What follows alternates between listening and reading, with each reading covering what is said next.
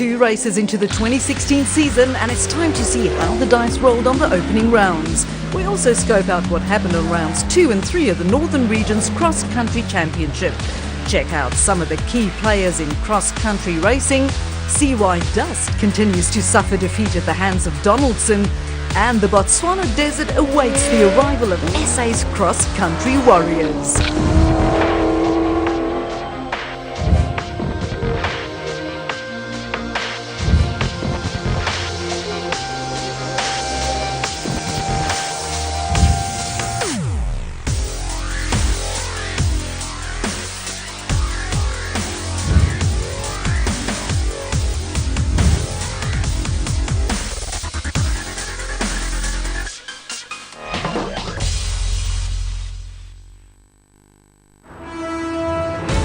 We've only had 2 rounds so far this year, but already we've seen nearly 1,000 kilometres of racing in 2 different provinces, a number of different winners across most classes, and all the joys and heartache that accompany the emotional rollercoaster of the Donaldson Championship. Welcome to Inside Cross Country, your exclusive look at the fascinating world of Donaldson cross-country motor racing.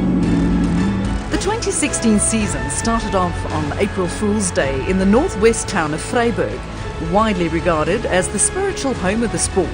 More than 40 crews spread across 2 different categories and 5 national classes took the starters' orders of the RFS Endurance. As the name suggests, the route was extremely long, covering nearly 700 kilometres of gravel tracks in and around both Vryburg and the town of Stella to the north.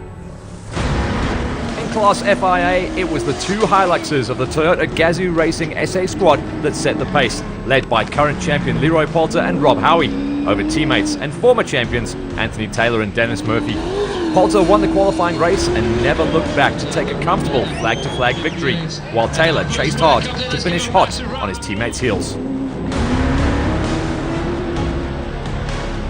Class T, which caters for South African teams and cars, is the premier playground for race cars from no less than 5 manufacturers and includes machines from Toyota, Volkswagen, Ford and Nissan. And it was the 4x4 Mega World Toyota crew of young Jason Fenter and Vince van Alleman who took the first victory of the season ahead of the Redline Motorsport Nissan Navara of Johan van Staden and Mike Lawrenson. The Neil Woolridge Motorsport Ford Ranger, driven by local favourite Chris Visser and co-driver Ward Huxtable, completed the Class T podium. Meanwhile though, the Volkswagen Amarok, in the colours of event sponsors RFS, was unlucky to miss out on the spoils. Christian Deploy was leading the class when he was forced to retire due to mechanical failure. And that was just the action from the production vehicle category. The race for special vehicle honours dished up even more heroics. Class P of the specials, Willem de Toy gave the affordable CRT race car its first victory, and he managed to beat multiple champion John Thompson by a narrow 12-second margin. Ahead in Class A, a popular driver, Keith McInerney, provided most of the fireworks by running in second position for most of the day, but a technical problem eventually forced him down a step. Third, though, was still a career best. But McInerney's woes allowed the big man, Cyril van Biljoen, to start the season with a fine second place behind the wheel of his Atlas Copco bat. The RFS Endurance, however, was all about the Motorride squad of defending champions Evan Hutchison and Donnie Stassen. Never missing a beat, Hutchison won the qualifying race and went on to dominate the main race as well. Just 4 weeks later, the site of a meteorite impact more than 2,000 million years ago played host to round 2 of the Donaldson Championship, the first ever Vredefort Super Sprint. The format was simple. Race a demanding 100-kilometre loop against the stopwatch, come back for a 20-minute service, mingle with the many fans that came out to enjoy the spectacle, and tackle the same 100 kilometres once again. Fastest man against the clock wins. Simple as that. And fastest man in Class FIA was once again none other than Leroy Poulter. The champion took a second consecutive victory for the FIA Spec Toyota Gazoo Racing squad. His teammate Anthony Taylor set the fastest time of all on Loop 2, who saw him close the gap to Poulter dramatically. Terence Marsh and navigator Dirk Heffer from Donaldson completed the Class FIA podium.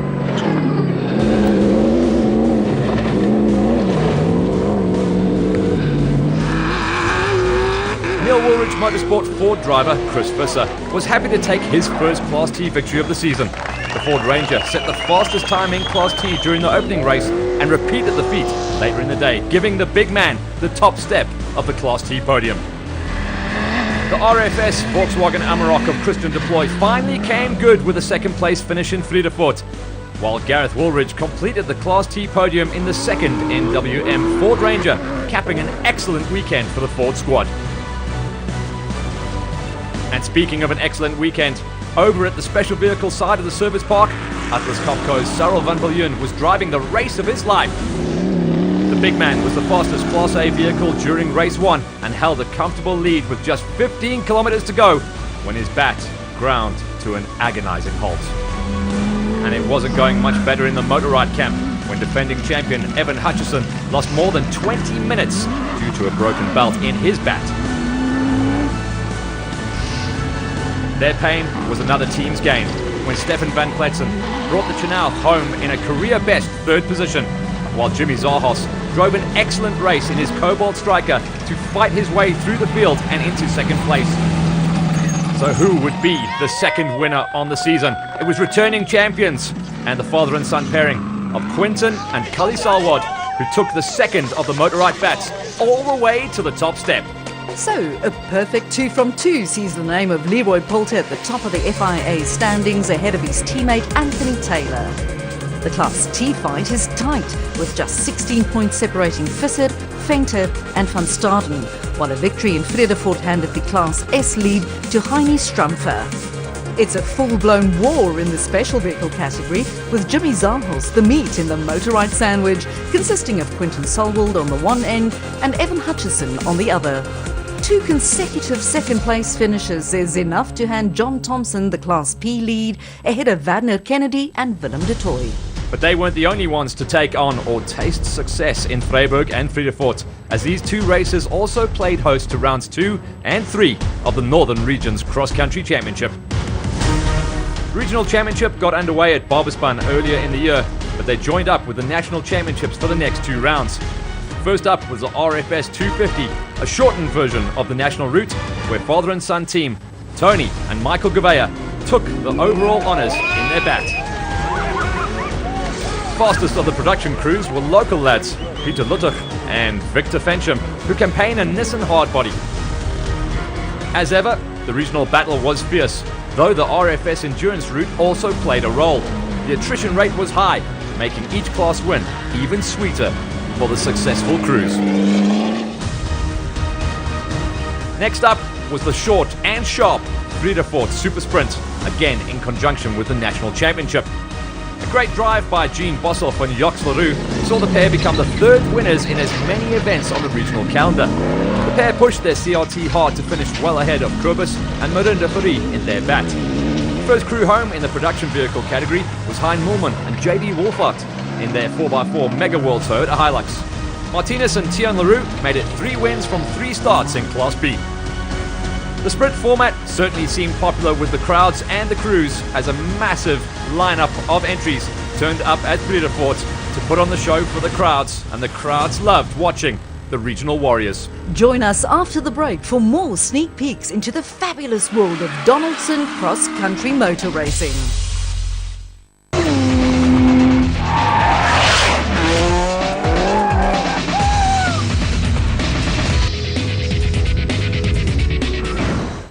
There's plenty of action tonight on Ignition. At 6 p.m, the motorway cops call on the assistance of a police helicopter for a series of high-speed pursuits.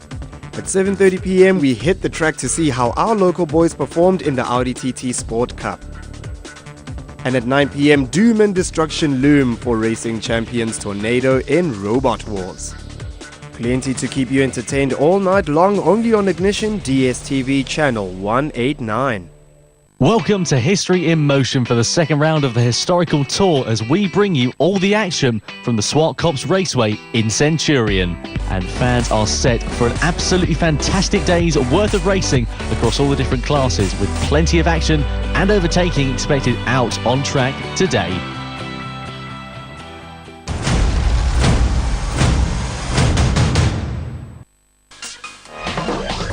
production vehicles, special vehicles, FIA Spec, Class T, Class S, Class A, Class B. You've heard all these names, but what exactly do they mean? Well, in broad terms, South African cross-country car racing consists of two categories, namely production vehicles and special vehicles. As the name suggests, the production vehicles are race versions of production bakkies, Ford Rangers, Toyota Hiluxes, Volkswagen Amaroks and Nissan Navaras. Whilst the special vehicles are purpose-built space frame vehicles with fancy suspension that allows them to tackle even the roughest terrain at mind-boggling pace. It's important to note though that there are two different categories, although they do not compete against each other, so a special vehicle cannot beat a production vehicle, for instance. They share the route and infrastructure on each event, though personal pride will always play a role, so there's always an unofficial dice across the different categories. Each category consists of several classes. In the specials, Class P caters for vehicles with engines up to 4 litres in capacity, while the Class A's caters for vehicles with engines over 4 litres in size. As things stand, the Motorite team, who campaign Class A special vehicles, have a firm grip on the 2016 championship so far, while Century Racing CRTs are proving very popular in the Class Ps. 3 classes make up the production vehicle category this year. Class S for the production vehicles with engines up to 4 litres in size, featuring solid rear axles. Class T is similar in spec, though engines above 4 litres are allowed. And this is considered the premier class for the South African specification vehicles. So far this year, Class T has seen 2 different winners, with 4x4 Megaworld's Jason Fenter drawing first blood and NWM Motorsports' Chris Visser taking the second win. But the battle in this class is fierce, with Atlas Copco fielding a Volkswagen Amarok in the hands of Gary Berthold and RFS campaigning an identical vehicle with Christian Deploy behind the wheel as well. Malalan Toyota is also in the mix in this class, as well as the fast BMW X3 of Henny de Klerk. The final class in the production category is Class FIA, which caters for vehicles that conform to the FIA specifications. Essentially, these are full Dakar spec machines with independent rear suspension, hydraulic jacks and massive V8 engines. Locally, Class FIA consists of entries from both Redline Motorsport and Toyota Gazoo Racing SA, with the latter often setting the pace on our local races, as should be expected, considering their spec levels, as well as the fact that they run specialized tyres, rather than the off-the-shelf tyres employed by the cars in Class T. So the cars in Class FIA are quite literally in a class of their own. Earlier we mentioned the bakkies in the production category, Fords, Nissans, Volkswagens and Toyotas. But there is one competitor that bucks this trend, because Henny de Klerk competes in Class T but not in a bakkie. The businessman campaigns the Treasury One supported BMW X3 and can be extremely fast at times. As a matter of fact, during the recent Friedefort Super Sprint, de Klerk and navigator Adrian Roots was the fastest vehicle in Class T for a while. But unfortunately they came into a triple caution ditch just a touch too hot and ended up rolling the BMW X3.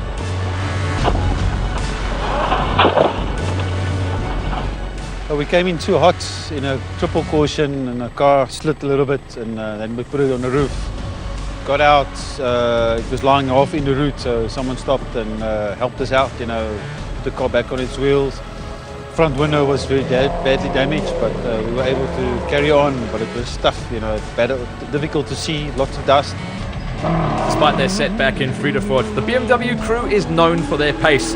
The X3 is also proving more reliable so far in 2016 than it was last year, and they'll certainly be one of the crews to watch for the remainder of the season. Your exclusive insight into the Donaldson Championship continues right here on Inside Cross Country. And speaking of the Donaldson Championship, it wasn't always called what it is today. We're in the business of catching dust. And at the end of the day, I always make a joke and say dust pays my salary. So I enjoy it. We started back in 2009 when we started off as being the Donaldson Nissan team. And then 2010, 2011, we sponsored the Prologue. And the last 3 years now we've been doing the Donaldson Championship. You heard the man say that dust basically pays his salary, and this is how it does it. We will let NWM Motorsports' Neil Woolridge explain. Donaldson is a huge filtration company, not only in South Africa but worldwide. You know, they supply filters to all walks of life, of types of vehicles, construction vehicles, normal road cars, tractors, all sorts of things. So they're a huge filtration company, as I say, worldwide. Without a good air filter in the car, I think you've all seen all the dust and that we travel on the sand and the mud and everything like that. So you can imagine without a good air filter in the car, all that dirty air goes straight into the engine. So it's very important to have a really, really good filtration system. And we've run with Donaldson for many, many years. We found them to be the best. And the air filter really, really is an important, integral part of the car. You know, so as I say, without an air filter, your engine won't last 100 kilometers, and it'll be worn out. It'll start smoking, start using a lot of oil. You lose a lot of power. So it's very, very important on any car, but more so on a cross-country car. Well, this is the filter which we use in the Ford Ranger. As you can see, it's quite a big filter, possibly bigger than your normal car would use. But really, your air will suck in from the front into this. So your engine, your clean air comes through here and into the engine. So your dirty air will come through here. It'll get filtered through the filter and come out of here and straight into the engine. So you're guaranteed of clean air into the engine all the time.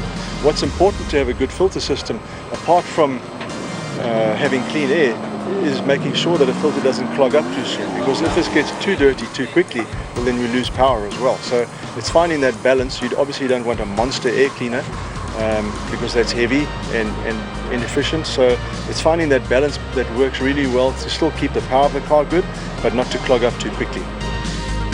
The Donaldson Cross Country Motor Racing Championship is all about hardcore action for the country's best drivers, but also about family fun and opportunities for fans to get in on the action.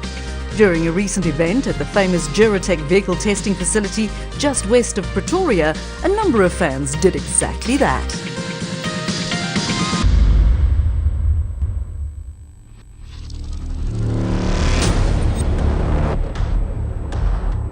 A day like today, we'll have about 30 guests out here. We do some corporate presentations in the morning and then followed by a whole lot of hot laps on a 6-kilometer cross-country circuit, which really brings everything to life.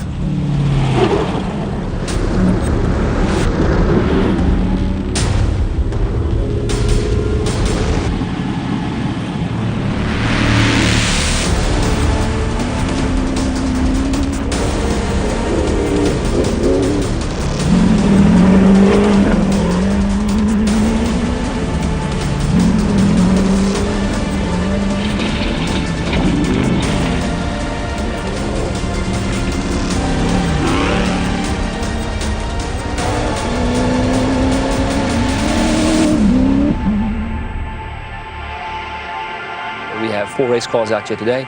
We will take 25 guests through a 6-kilometer trip, a hot lap in the cars.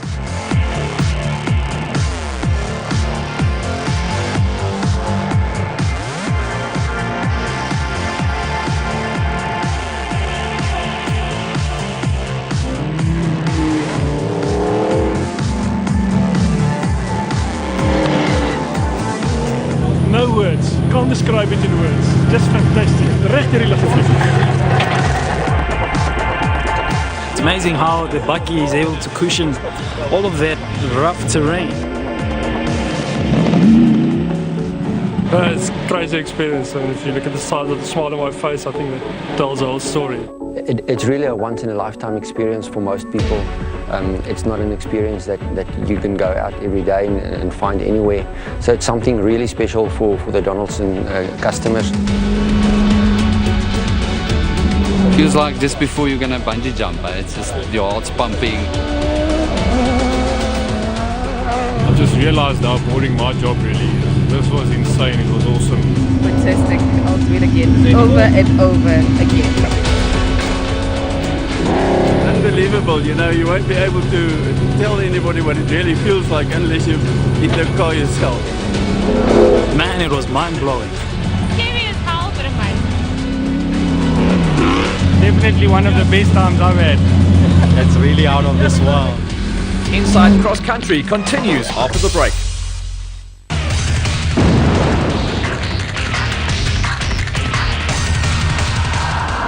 Today we're here in the California high desert for the battle of two all-wheel drive twin-turbo 6s. The benchmark of the class is the Porsche Twin Turbo, benefiting from years of German engineering refinement. And then there's the new kid on the block, the Nissan GT-R, developed on the racetracks of Japan with one mission: to challenge the world's best supercars. Today on Full Throttle, it's all about the elements of hip-hop. The new graffiti in the garage has me amped, so I visit the guys who did the work. This is nice. We also decided to customize a brand new Mustang for one of New York's hottest MCs, Corey Guns. How did I know that you like the Mustang? Yo, that's ridiculous, yo. Plus, we got into hip-hop mode when Chris Breezy stops by the office. I give people a chance to see me as an artist with what I like. We're not playing. Keep it locked.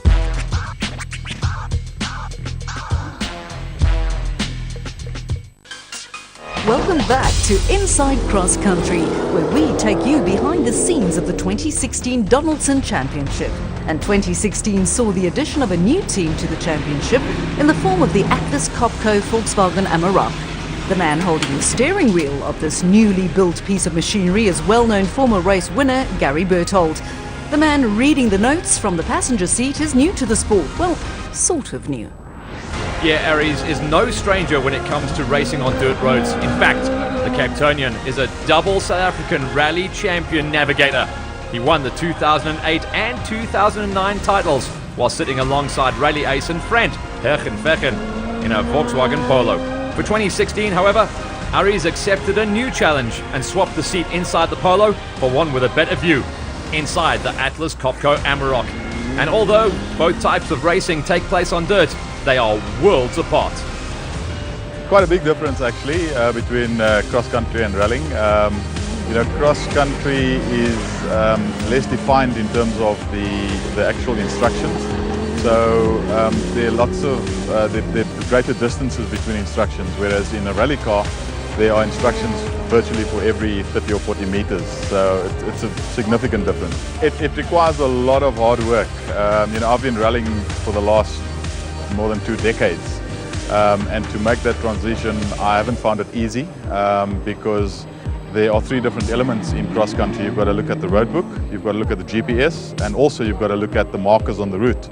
So to make that transition and to make a conscious decision to switch between those 3 tools that one has is very difficult.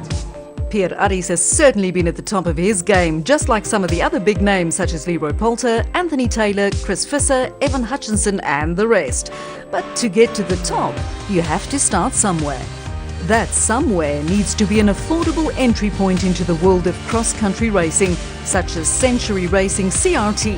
It's a V8 petrol-powered rear-wheel drive race car with very little that can go wrong. So far this season, the CRT has proven to be both fast and reliable. And while the other side of $500,000 may sound like much, it is a fraction when compared to some of the other race cars that can easily cost 6 times as much. The recipe seems to work, as more and more CRTs arrive at the start line of each race, resulting in another innovation. We've got 6 CRTs on the grids, and hopefully by the next event it will grow to 9 or 10 cars. And we want to now start the CRT challenge, meaning that whoever is going to win we're going to be the first CRT to cross the line. Today will win a free entry for the next event, which will be Desert Race. In order to do that, they need to leave the cars as is and run the same spec tires.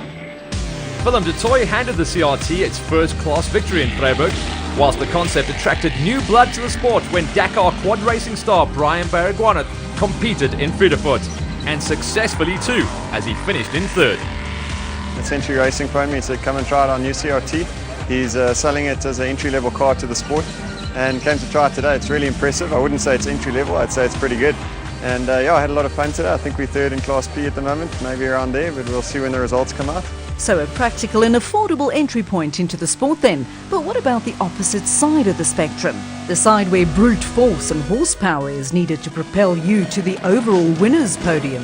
And nowhere else will you find as much brute force and horsepower as at the front end of the Class A field of the special vehicle category. This is the domain of race cars such as the Bats, Porters, CR5s, Jimco's, and of course the awesome Cobalt Striker of Jimmy Zahos.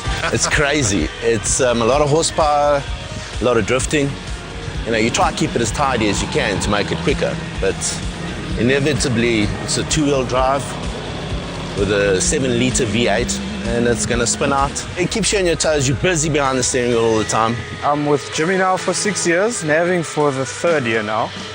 Firstly, I was just like the engineer, and then we acquired the agency for a porter. Those cars were designed and built for America, and it didn't work here, so we redesigned our own. The American cars were a lot wider and heavier, and it used to body roll a lot, and we've changed the geometry completely and try to get the power more down, because they more in the high gears, 4th, 5th, 6th, and we from 2nd, 3rd, 4th all the time. So yeah, we kind of lightened it up and changed the geometry to suit our thing and try to turn on the dime, you know. Well, you have to keep it on the track as much as possible, you know. Obviously there's sections where you overcook it, but the main thing is to stay on track and try and miss all the ruts and the holes and the rocks and the poles and everything. I mean, that's what you focus. He's telling you where to go, and you're trying to go through it as fast as possible and miss everything that'll break the car.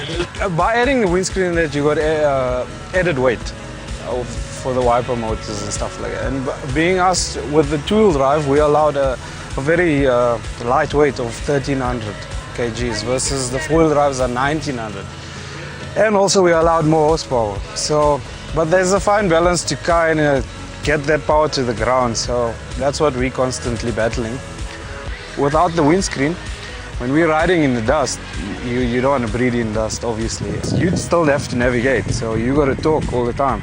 We buy these helmets that we plug in an air system from there that blows fresh air into the car. It runs via a pump with an air filter, so we keep getting fresh air. And we run the amber visors, so it gives us a brighter reflection and the markers stand out better. And then over here we have a water drinks pipe that plugs in, and so you can drink water while you're driving. And then over here we plug in the intercom where we can talk to one another. And I know a lot of the production vehicles, they have a seal cab, so they have aircon systems and stuff like that. We rely on speed to get the air in here.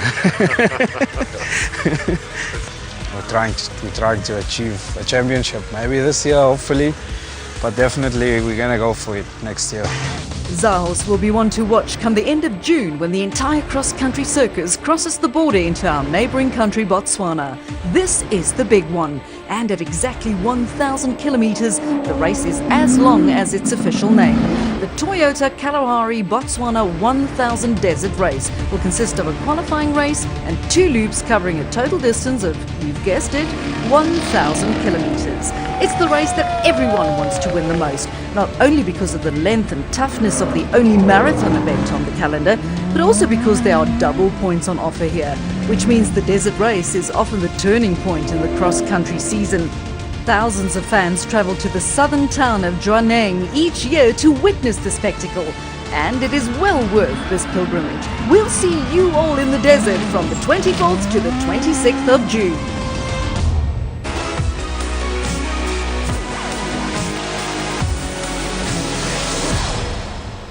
Inside Cross Country Action was brought to you by Donaldson in association with Force Fuel, Ford, Toyota and Tyre Rack.